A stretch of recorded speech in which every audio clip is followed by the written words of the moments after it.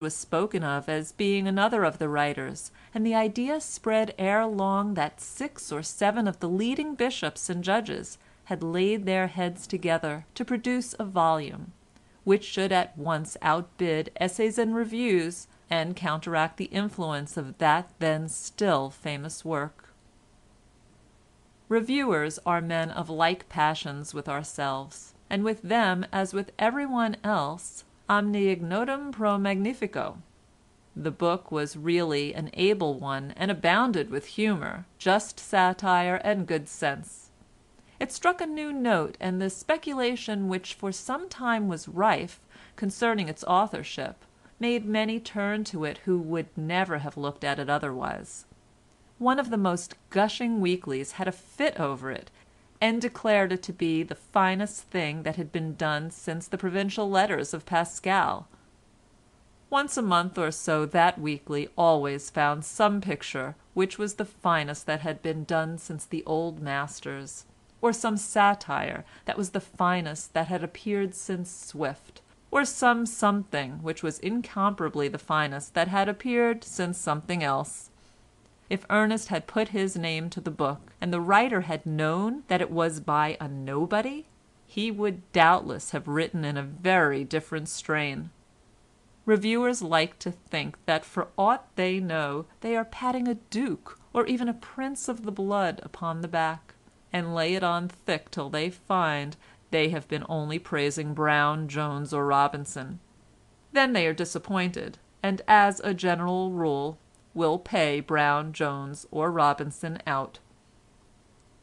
Ernest was not so much up to the ropes of the literary world as I was, and I am afraid his head was a little turned when he woke up one morning to find himself famous.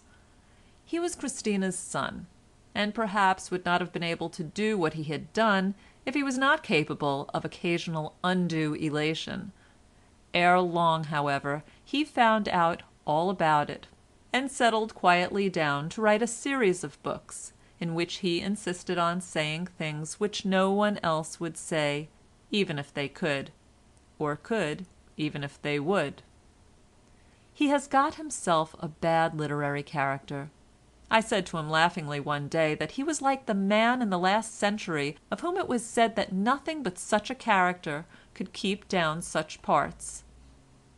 He laughed and said he would rather be like that than like a modern writer or two whom he could name, whose parts were so poor that they could be kept up by nothing but by such a character.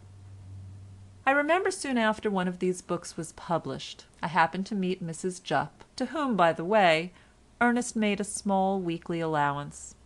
It was at Ernest's chambers, and for some reason we were left alone for a few minutes. I said to her, "Mr. Pontifex has written another book, Mrs. Jupp." "Lor now," she said, "has he really? Dear gentleman, is it about love?"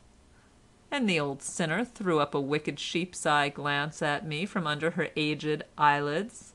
I forget what there was in my reply which provoked it, probably nothing, but she went rattling on at full speed to the effect that Bell had given her a ticket for the opera. So of course, she said, I went. I didn't understand one word of it, for it was all French, but I saw their legs. Oh dear, I'm afraid I shan't be here much longer, and when dear Mr. Pontifex sees me in my coffin he'll say, 'Poor old Jupp, she'll never talk broad any more.'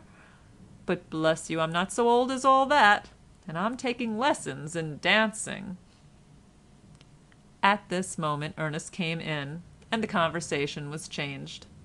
Mrs. Jupp asked if he was still going on writing more books now that this one was done. "Of course I am," he answered. "I'm always writing books. Here is the manuscript of my next," and he showed her a heap of paper. "Well now," she exclaimed, dear me, and is that manuscript?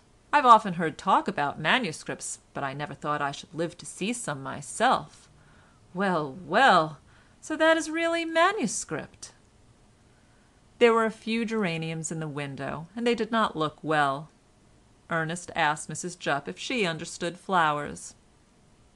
"I understand the language of flowers," she said. with one of her most bewitching leers, and on this we sent her off till she should choose to honour us with another visit, which she knows she is privileged from time to time to do, for Ernest likes her. Chapter 86. And now I must bring my story to a close. The preceding chapter was written soon after the events it records, that is to say, in the spring of 1867. By that time my story had been written up to this point, but it has been altered here and there from time to time occasionally. It is now the autumn of 1882, and if I am to say more I should do so quickly, for I am 80 years old, and though well in health cannot conceal from myself that I am no longer young. Ernest himself is 47, though he hardly looks it. He is richer than ever, for he has never married, and his London and North Western shares have nearly doubled themselves. Through sheer inability to spend his income he has been obliged to hoard in self-defence. He still lives in the Temple in the same rooms I took for him when he gave up his shop, for no one has been able to induce him to take a house. His house, he says, is wherever there is a good hotel. When he is in town he likes to work and to be quiet. When out of town he feels that he has left little behind him that can go wrong, and he would not like to be tied to a single locality. I know no exception, he says, to the rule that it is cheaper to buy milk than to keep a cow. As I have mentioned Mrs. Jupp, I may as well say here the little that remains to be said about her. She is a very old woman now, but no one now living, as she says triumphantly, can say how old, for the woman in the Old Kent Road is dead, and presumably has carried her secret to the grave. Old, however, though she is, she lives in the same house, and finds it hard work to make the two ends meet, but I do not know that she minds this very much, and it has prevented her from getting more to drink than would be good for her. It is no use trying to do anything for her beyond paying her allowance weekly, and absolutely refusing to let her anticipate it. She pawns her flat iron every Saturday for 4d, and takes it out every Monday morning for 4.5d, when she gets her allowance, and has done this for the last 10 years as regularly as the week comes round. As long as she does not let the flat iron actually go, we know that she can still worry out her financial problems in her own hugger-mugger way, and had better be left to do so. If the flat iron were to go beyond redemption, we should know that it was time to interfere.